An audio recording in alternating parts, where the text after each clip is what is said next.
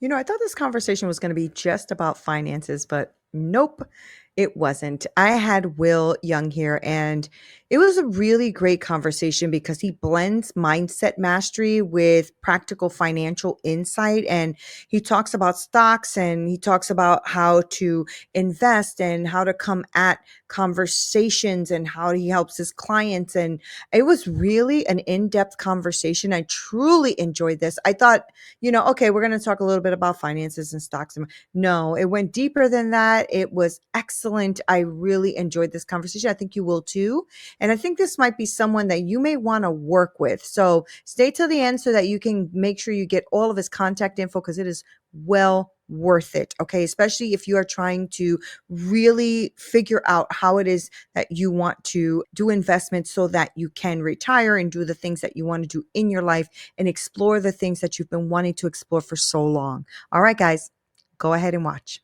Hi, I'm Will R. Young. I'm a certified financial planner and I am a behavioral psychologist and financial strategist and a newly published author who has written the book called The Enough Equation. And Nina has brought me on here today to talk about my principles and what I do. So thank you.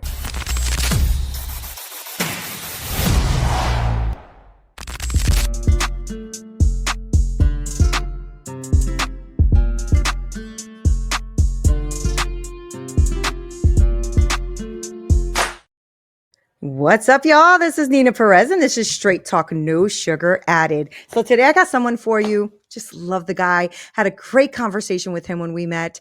And, he is really about excellence and he really lives excellence. So it's not just talking about it, it's being it, right? And so Will R. Young is a certified financial planner with Ameriprise Financial and a powerhouse advocate for self-discipline, personal growth, and intentional living. And I love that. I love when somebody is intentional, but also shows up that way. And in our very first conversation, that's who I felt he was. And I'm like, yeah, you got to be on this show, right? So with decades of financial expertise and a passion for helping others expand their dreams, Will blends mindset mastery with practical financial insight. So from protecting your time to mastering your money. Now, this conversation is going to create very, very much extraordinary results in your life. So go grab a pen and pad, y'all. Listen up. Will, thank you for being on Straight Talk. It's good to have you. Thank you for having me. It is honestly a pleasure to have a chance to meet you and speak with you previously.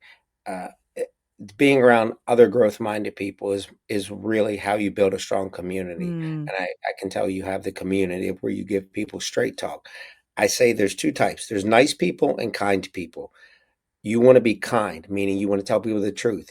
Nice is where you don't tell people the truth. You just want to be nice to them. And kind people are how you grow. It's like I getting love that. calluses on your hands from working out. Hmm. It may not feel great at first, but then you go like, you know what? It shows that I'm actually working.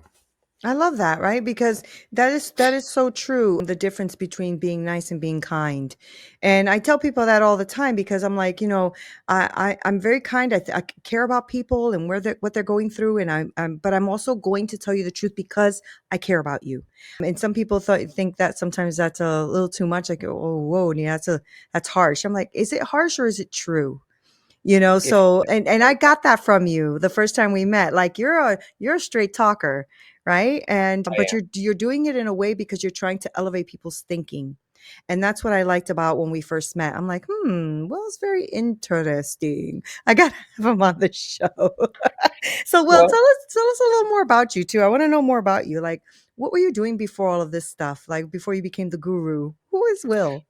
when I was young, I was on the spectrum. I am on the spectrum, and I had to learn how to understand people Mm, because when you take the world very directly, you realize that you can offend people. And if you want to have an impact, I started studying human nature, and mm, it started to evolve over time and led me to behavioral psychology and finance. And that early stages were learning stoicism is the early stages of cognitive behavioral therapy. That's it's embracing things, not taking things that are outside of us and taking them personally.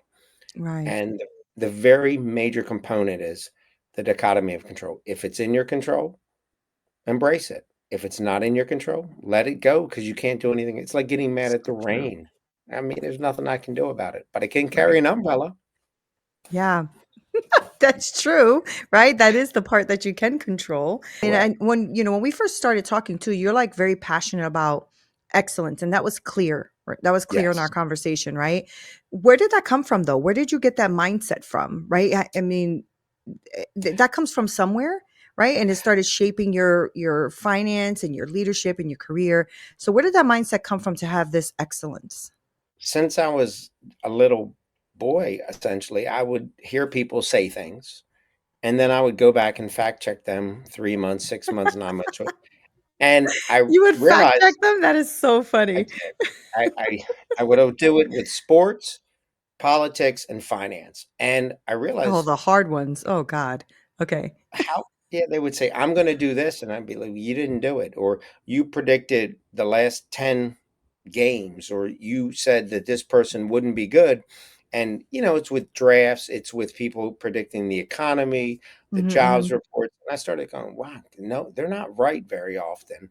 And so I would start taking notes, and I would start searching to figure out who is giving good advice and how can I build models where mhm. I can improve. And that led me ultimately to what's called the Good Judgment Project, which is a project where we compete in super forecasting tournaments across the entire globe. Oh, Now, wow. I love that, and I had been doing that. And when I make investment decisions, everyone knows my record because you're constantly seeing it. They're like, "How are you doing? How have you done?"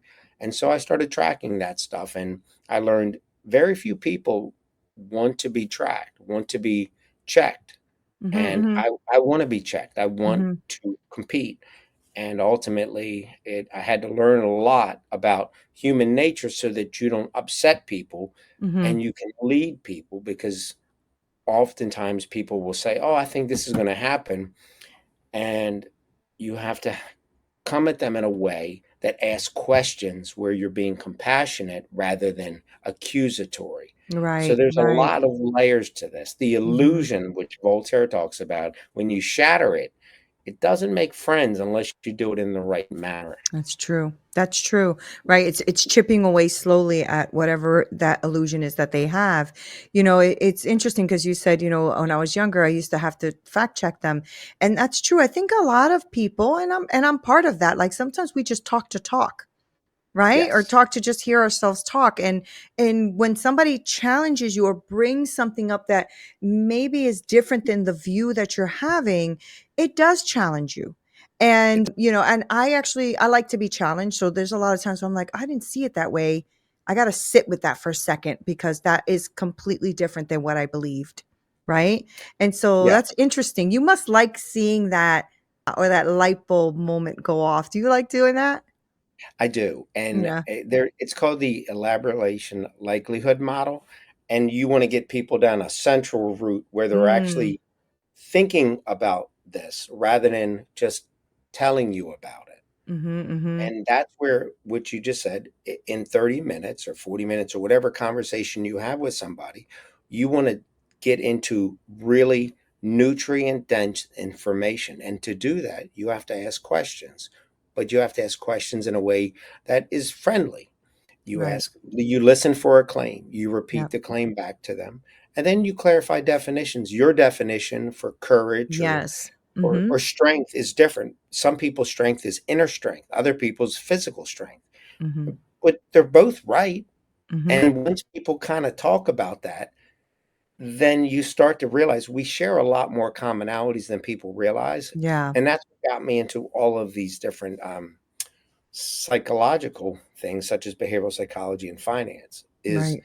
you start to unpeel the layers and you're like, oh, okay, I'm talking about physical strength or I'm talking about mental strength or endurance strength. They're all different. They're completely Mhm, different. mhm. Picking up heavy weights or running a marathon, they're not the same, but they are feats of strength or Yeah. mental strength to where you can have people hollering at you. You can listen to people telling you you're wrong, but it doesn't bother you. It just rolls off your back. Yeah. And that's You're that's also talking about like debate strategies too, right? That sounds like a debate yeah, strategy I because a lot of people start debating very good. based on emotion instead of debating, well, can we define these things first so that we know that Yes, we're both coming from the same, perspective that we're trying to fight about. But sometimes we're like this, right? Somebody's talking about one thing, somebody's talking about, like you just said, with the mental strength and physical strength and endurance strength. And we're just talking about strength, but nobody's defining what the strength is. that's So it. we're talking on two different planets, right? And once you do that and you kind of get that definition, I often just ask them, okay, I understand what your definition is. Great. Let's go with that. Hmm. Because now they feel, oh, okay. Now they want to talk because you've opened up a Right. friendly dialogue Right. and you're listening. And I often say, I on a scale of 1 to 10, how confident are you? And this is the first time people have ever been asked that question. Hmm. And Hmm. they're like, Hmm. I don't know, maybe a 5. Well, why not a 10? Because they were confident until you asked them that. And Right. so these are the types of things that, how confident are you? You can outrun me, or you can think, or whatever your predictions are, your forecasts, or whatever. And it allows real dialogue. And so you see their pupils dilate and open. They're like, oh my, I've never heard this before. Right. That's when the conversation starts. And you go, okay, give me one reason why you're so confident. Most people will start kind of um, getting word salad a lot. And once you kind of define that, you can start to say, oh, let's start with one. We can get to two, three, and four. And now you're starting to have a conversation where they're like, okay, well, the reason I thought this stock would go up, or I thought this would be a good decision, and they come up with that. And then you're like, okay, now, could you explain your process? And you're not attacking the argument, Hmm. whether it's Hmm. sports, finance, politics, economy, whatever. You're actually asking them to basically talk through that. And no one's ever asked that. I know no one's Yeah. ever. And that's why I wrote the book. What is your process to deal with when the winds are crazy, or when these events are occurring?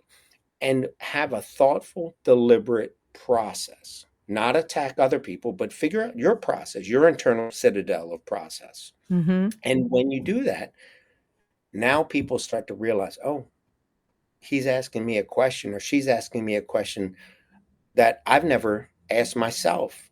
And Hmm. you're not attacking, you're asking them to help you solve a problem.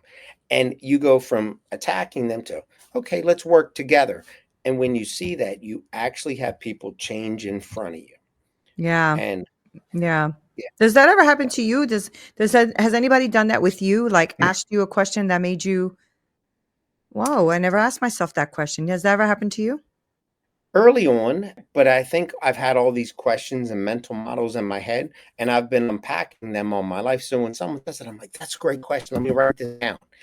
And they're like, and I think that's where people genuinely see, I'm excited about it. You're excited. We're having a conversation and we're sharing ideas and we're building, we're stepping up and moving upward. Yeah. But not everybody wants to do that. So you have to kind of have this impactful way. Once you kind of have that, you go, okay, give me a reason. Talk me through your process. When you talk about process, they're like, well, I just heard it on the news. Right. And now they're like, okay, maybe I shouldn't have such a strong conviction on that.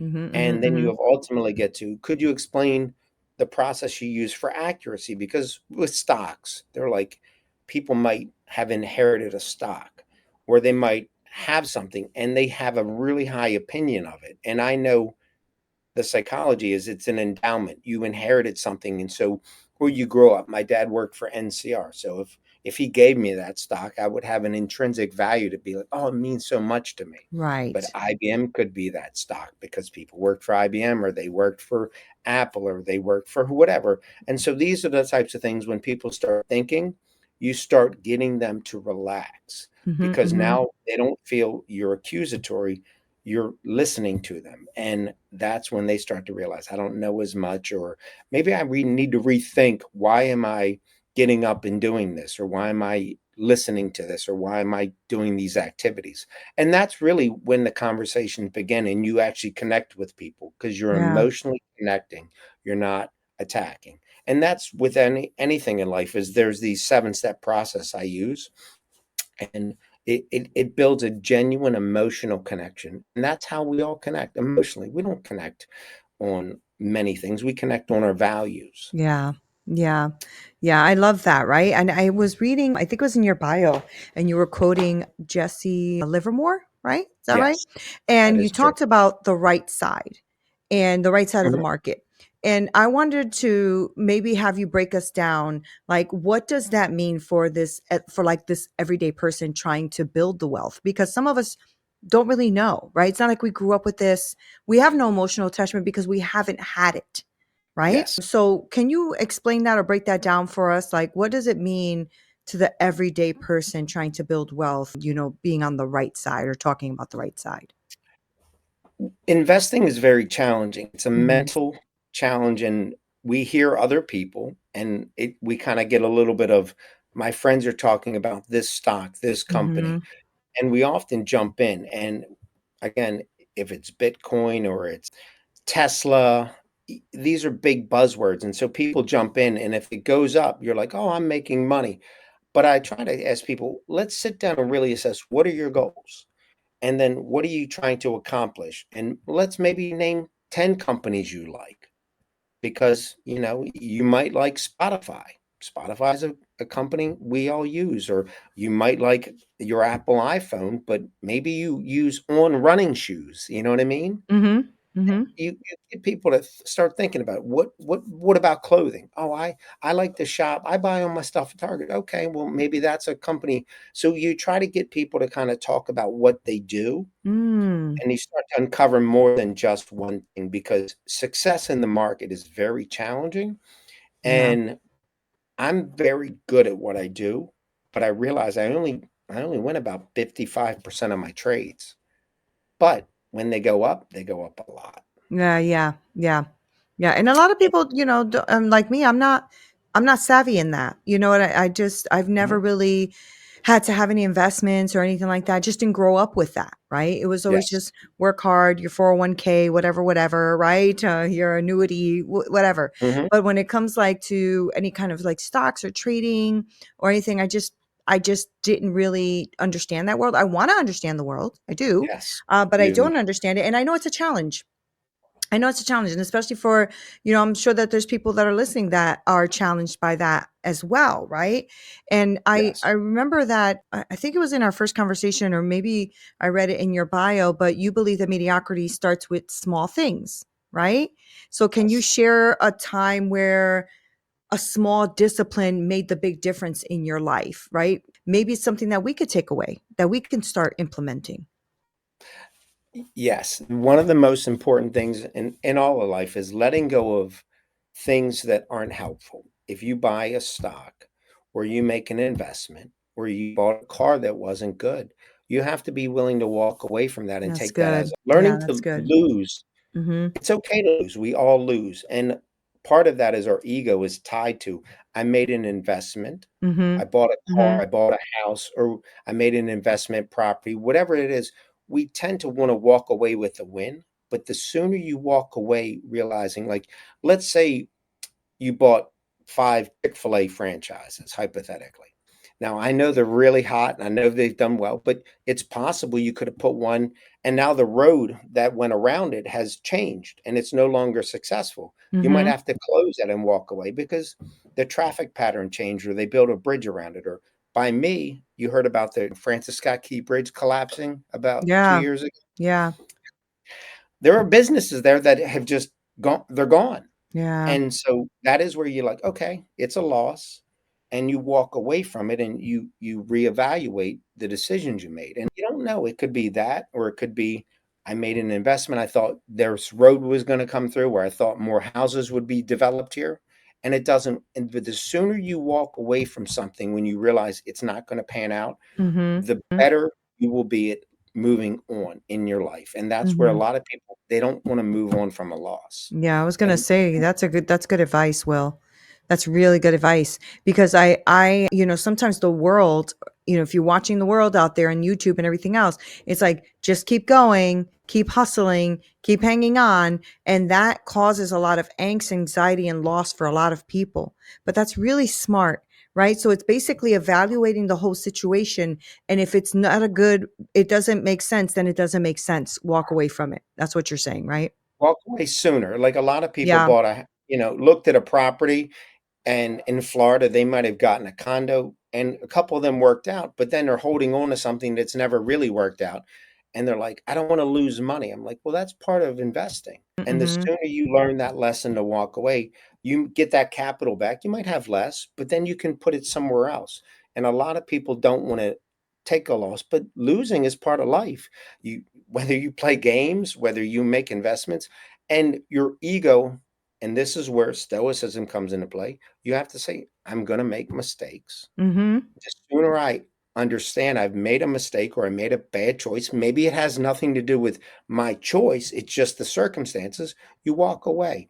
I bought you know, I bought a house and my roof leaked. That doesn't mean I get rid of the house, Right. but you know, you make mistakes when you buy things, and that's just part of living. We've all bought cars we wish we hadn't bought, or it depreciated too Ain't that the fast, or truth? it broke down, or the oil, the engine, or whatever, and you're like, "Man, let me just get rid of it and let me move on." You know, Mhm. I Mhm. bought a car, and after driving it a while, I'm like, "It really drives really bumpy," and I'm like, "You know what? I'm gonna just have to take the loss because I don't enjoy driving it. I don't think it's a good car for me." And, you know, cars, they depreciate, and Yeah. sometimes they Yeah. depreciate than you like. Yeah, and they're So, hard to get rid of sometimes. yes, sometimes you make a poor choice on a car. Yes. And but the sooner you walk away and you go, "Let me put that behind, that was a learning lesson," and you don't allow it to bother your ego, because a lot of us have this pride, like, we wanna show people, "I don't make bad decisions." We all Right. do. Yes, we We do. all do. We We've all all dated do. somebody or somebody that wasn't a good decision, right? Right. Oh, Yeah, yes. Yes, Will. That is and very and true. and that I often joke with people. I'm like, "How many times have you dated somebody?" And you're like, "Well, I've invested this much time." I'm like, "Well, but if you would have realized when your friends were telling you that wasn't a good decision, you got mad at your friends, not at the Right. person who was bad to you." Right? So That's what true. it is. You're like, "No, they're good." I'm like, "No, they're not." Right. And then 6 months or a year later, you're like, I wish I would have listened to my friends. Everybody could see it but me because I It's was so in it." true. My And god. that's one of the You're things I taking me always. back in my memory banks here, Will. Well, we've all made bad relationship decisions, and the Yeah, sooner that's we a walked great way to away, explain it. Yeah. the sooner we were happier. And that, yeah, that is something I do share with people, and they usually can joke about it. "Yeah, yeah, yeah, you're right." You You know, know, because 'cause we're because what mesmerized, and then yeah, we're in love or we're yeah. infatuated. And that's what we do with everything, right? Like with a new Yeah. business or a new, stock or a new whatever. And so what you're talking about is self-discipline then. You're talking Yes. about really disciplining yourself to know, that you have to check yourself basically before you wreck yourself, right? Like just check everything and make sure that you're doing the right thing and not being so emotionally attached that you can't think clearly. And so that self-discipline, I think, is something that we all have to cultivate. So how are you helping your clients? Because I know that you have clients and you're helping them stay financially disciplined. So how are you helping your clients do that when their emotions are kicking in and all these distractions are happening and the shiny penny situation is going on? Like how are you helping your clients stay really self-disciplined when it comes to this? It's called effective forecasting. It's a technique where you get in front of them with, I know we're coming into, let's say, the election last year, and you had people who, as soon as Bitcoin shot up with this person winning and Tesla shot up, they're like, "Should I buy more?" I'm like, "No, you're behind it." And then other people are like, "Should I sell everything? Is the market going to collapse?" And you're like, "We have to stay. Are you going to use your iPhone? Are you going to use Google later today? Are you gonna shop at Walmart? Are you gonna Yeah, this still is go to your logical, Costco and right? eat Mhm. all of the, like, are you gonna go to Costco and try to eat every single sample they have there? Yes. So, yeah, I mean, I'm getting hungry just thinking about it. Right. Um, you're still gonna use these, and so let's focus on the things that we know, and let's not go after the shiny new things. Let's be patient. Let's reevaluate 3 months or 6 months. We're gonna have a meeting, and you tell me all the things you're interested in. And what happens is these interests that they thought were good, all of a sudden they kind of forgot about them because Yeah. we kind of talked about it. I listened and addressed it. Like, okay, it's still going to be around. Let's maybe, if you still think this is good, 3 months later, we'll do it. And a lot of times they've forgotten about it because it's Yeah. not, it's called the availability heuristic. When everything's kind of around us, it's readily available. Like, I Mhm, surf. mhm. So when there's a handful of people at a beach and they have a shark attack. They're like, "Oh my God, you're going to get eaten." I'm like, every summer I hear it, and they'll say, "Oh, watch out for the rip tides." These are all things I hear, but I don't get personally upset. It just every summer I'm going to have to hear a lot of it, Right. and that's okay. And so I understand that, and so I understand clients are going to ask me certain things at certain times. Have we done everything for taxes? And so I say 3 months, 6 months ahead, and I bring these little tiny bits of information up ahead of time, and they tend to feel like, "Oh, okay, okay, yeah, I'll wait. It's not urgent." I'm like, "Don't you have to focus on the college stuff?" Or you mentioned you have training somebody new at work. Focus on that, and we'll get back to this. And they kind of Mhm. forget about it. But because it's very topical, we think it's more important than what it really is. That's a good That's one of the point. most common things. It's called the availability heuristic. That is And really good. You're very sound then in what you're telling them because a lot of us are emotionally driven, right? So mhm, if we see it, we think it's urgent. Like everything is urgent yes, when it's happening right now. And it's very true. I mean, my son was like that too when he got into Bitcoin. Mom, you got to put money in it right now, mom, right yes, now. And I'm like, I understand that, babe, but I want to understand it a little bit more before I start investing a whole bunch of money in it. And then it crashed. That's when it had gone to that crash. yes, And I'm like, boy, yes. I'm glad I didn't put a lot of money in that right at that moment. But he It's got his very money, emotional. yeah, and he put his money back in and got it. I don't understand Bitcoin, so I'm not going to go there. But it's Very well said. something. Yeah, I'm like, to me, it looks like fake money, so I just don't go there. I don't know it enough, Will. I don't know it enough, right?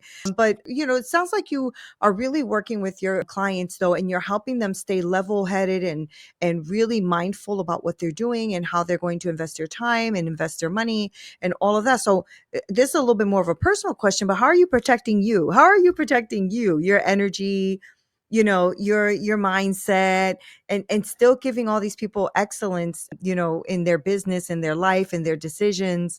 How are you maintaining you? How does Will protect you? I get up every morning at 4 and I listen to about a 10-minute reading from either Seneca, Marcus Aurelius, or Epictetus, just to kind of set the baseline. There's a lot of writings, and I listen, and a lot of times I'm like, okay, I didn't take it all in. So then I'll just slide it back and I'll listen to another 10 again. And then I do that every single day. And I generally will sit down at some point or and I'll do like some reading. But I do this. I do the elliptical at the gym. Mhm. I do about 8.5 miles on it, but I read while I'm doing that, and I practice my mental models while I'm doing it. So I do Oh, kind of okay. a mixture of different things, Mhm. and I realize figure out a time that works best for you. Whether it's typically early in the morning for a lot of us because our mental capacity, we slept all night, is full. And so our Mhm. best work, carve out 2 hours every day to do your very best, to Mhm. write what you think, to journal, and to actually meditate for 10 or 15 minutes every day at the best time, which is when you're fresh. Because at the end of the day, my nieces are saying, "Hey, it's back to school. We want to go shopping." My dad's saying, "Hey, can I come by?" Like you're mentally Mhm. exhausted and you just want to crash. Mhm. So Mhm. figure out your best hour of your day and really put that work in for yourself. That's what I do. I dedicate 2 hours a day to it. But That's good. some people might only have 30 minutes, but 30 minutes is wonderful. Yeah. Yeah. Well, it's better than none. It's better than It none. is. So we should start a discipline. Now, I want to know a little bit about if somebody's listening to the episode right now and wants to know what it means to work with you. Can you guide us through that? What is it that you're doing with clients right now? How are you helping them? Let's hear about that. I want to hear about that. My main focus is really sitting down and listening. It's just an interview process. I ask them what's important to them. And yesterday, I had my second meeting with somebody, and I started uncovering more as they open up.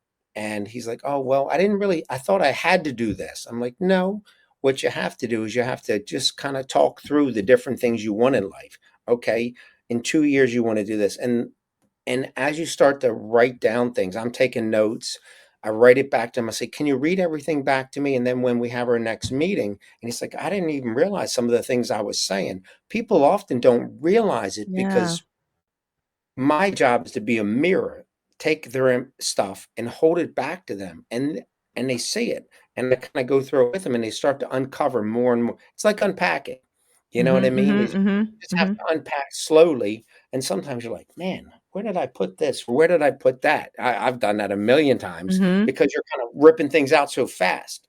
So it's kinda just kinda going through your unpacking and looking at everything, and when you do that, people start to uncover what's really important to them. "Oh, I I didn't realize it. I need to spend more time with my family. I need to travel more." And once I start to do that, then I kind of lay out a strategy of how to help them. Financial planning always comes up. Saving and paying yourself first. Save your money for yourself, even if it's just a mutual fund or ETFs, though you do typically want to know a little bit more about that because oftentimes we take a brand name like a Fidelity or a T Rowe or a Vanguard and we don't really know, but that is important because over 10 years of 1 or 2%, just 1 or 2% is Mhm. such a massive I difference bet. Yeah, that yeah. we don't Mhm. realize 1 or 2% over 10 years is doubling your portfolio. It's Right. tiny, tiny amounts. So it's little tiny things that I help uncover because a lot of times it isn't the big things. It's not this. It's, oh, okay, I can save you $2,000 a year traveling. You put that money away. Mhm, Or mhm. let's siphon some money aside because we're going to have a roof happen, or we're going to have or our AC unit goes up. Little things like this. So I'm trying to help people build out a strategy that's going to work with them for the long term. And Right, then, of right. course, the investing and the other stuff comes. That's the easy part. It's the first part of laying out what's the most important. The next 5 years, I want to save so I can buy a house. I want to have a certain amount of nest eggs so that if I lose my job, I'm not destitute for a year while I'm out of work or something like Yeah. that. Yeah. And that's And happened to a lot of people. it has Yeah. happened to a lot of Yeah. people. I mean, it's Yes. happened to us, my family. So I know that it's happened to a lot of people. So what advice then, before I let you go, I really want to know what advice you would give to someone who feels stuck in survival mode, right? And they want to elevate to the next level of success and meaning, but they're just feeling like they're in this hamster wheel and they're feeling stuck.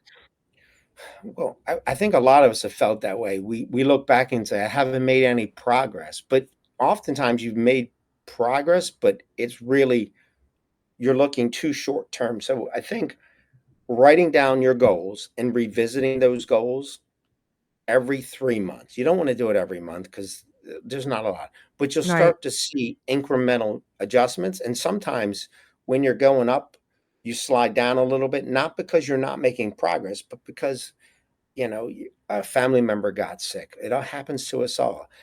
Someone, my niece, one of them, had a rough period, they quit sports or they had a breakup. I mean, you're helping a family member or you're going through a breakup. So we all have these things happening. But as long as you know where you're trying to go and you've defined it, you will start to achieve those goals because you have a definition of what success is. I Right. kept writing, I'm going to go to Bali and I'm going to rescue orangutans. And I did last year, That is which you so don't hear cool. very often. No, But I knew ever, like that was ever. something, yeah, I wanted to do. And I just said, I'm going to So make it cool. happen. Yes, and I did. So one day I was looking at, okay, it's February last year. I'm gonna do it. I had written it down and I saw the orangutan on the wall and I go, today's the day I'm gonna book it. And I did. It's and so you just keep it sharp in your mind and you start to achieve things that you never thought because you've kept them readily available and you know what your goals are. I love So that it was an amazing so trip. much. I love that so much. Well, I like you so much. So I hope that your Thank travels go well. You have an amazing mind. And, I find that I was talking to a friend of mine today because she has two kids and one of her sons is on the spectrum as well. you. And Okay. we were talking, he's so intelligent.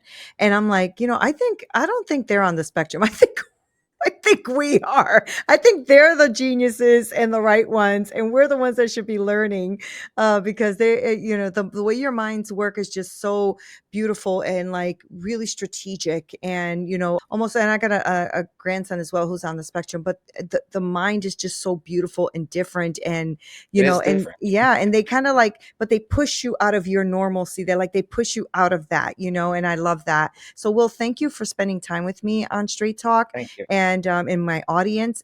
But before I go, I know there's going to be some people who are attracted to what you're saying and who you are. So how do people get in contact with you and talk to you about working with you? Well, you can go to my website, which is willryoung.com. I'm updating it right now because I'm publishing a book, The Enough Equation: Wealth, Wisdom, Virtue, and the Pursuit of Less, Understanding I What love We that. Really Need to Know. It'll be on Amazon and a bunch of other places. You can Google me, or I'll leave my contact information, and maybe Nina can forward that to everybody. Hmm. When you I know will. what you want, you start to achieve those goals. Hmm. And, I even if you want to book a 15-minute call just to kind of go over stuff, that's one of the joys in life, learning and building and growing. And, I hope to hear from many of you, and maybe we can figure out how to help you and help Yeah. myself as well. I love that. And Will, when your book comes out and all that, if you want to come back on the show, let me know. I would like to strategically go through the strategies, some of the Okay. strategies that you have in your book. I Great. think that would be really great. So thank you so much for being here, and thank you for pouring into my audience. For real, thank you so much. Appreciate you. Thank you, Nina. That's Appreciate so it so good. much. Yeah. Thank you guys. I know, right? Will is awesome. I told you. So I'm going to make sure to link all of his information below because I want to make sure that you have the right information to get in contact with him and work with him and start elevating your game too. And, maybe stop responding to everything so emotionally, but just actually think things through. And that can help you with your life, your finances, your business, the whole thing. So I think Will's the guy for you guys. So I'm going to make sure to link that down there. If you have any questions or anything, make sure you like, share, subscribe. You know the drill. All right, guys. Love you so much. This is Nina Perez. Straight talk, no sugar added. Until next time.